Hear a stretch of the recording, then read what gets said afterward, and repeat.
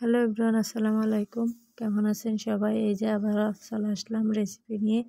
এই যে আমি এদিকে নিয়ে নিচ্ছি তিত করলাগুলা বিচিগুলা ফেলে গোল গোল করে কেটে নিছি আমি।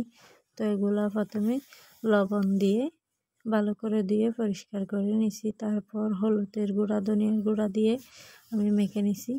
এই যে এখন এগুলা ভেজে নিব তেলের মধ্যে। এই যে তেলটা বসাই দিছি, এখন তেলটা গরম হয়ে গেলে এই যে দিয়ে দিচ্ছি তিত করলাগুলা।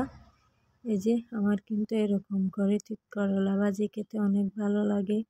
আর এই তিত করলাটা কিন্তু আমার অনেক পছন্দের একটা খাবার। এই যে দেখেন, আমি এখন এগুলা ভালো করে লাড়াচাড়া করে দিছি। তো এগুলা ভাজার পর পেঁয়াজ কুচি আর কাঁচামরিচ কুচিগুলাও ভেজে নিচ্ছি। আর এই যে এগুলা ভাজার পর আবারও দিয়ে দিলাম তিত করলাগুলো এখানে।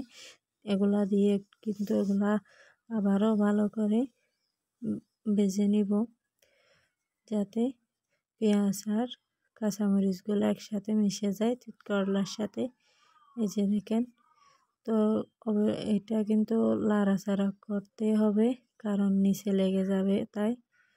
আর এই যে আপনারা দেখতে পাচ্ছেন, আমার কিন্তু একটু একটু নিচ থেকে লেগে যাচ্ছিল, তাই আমি এগুলা লাড়াচাড়া করতেছি। ভালো করে লাড়াচাড়া করে ভেজে নিতে হবে এগুলা কিন্তু এরকম করে ভাজি করলে অনেক মজা। আপনারা অবশ্যই খেয়ে দেখবেন। আর অবশ্যই সবাই কমেন্ট করে জানাবেন কার কার তিত করলা ভাজি খেতে পছন্দ, কে কে পছন্দ করেন। এই যে দেখেন, আমি এগুলা কিন্তু লাড়াচাড়া করতেছি।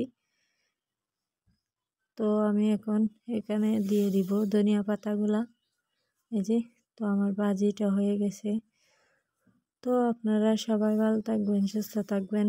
আমার রেসিপিটা কেমন হয়েছে অবশ্যই কমেন্ট করে জানাবেন। এই যে, তো আমার আজকের ভিডিওটা এতটুকুই। সবাই ভালো থাকবেন। আল্লাহ হাফেজ।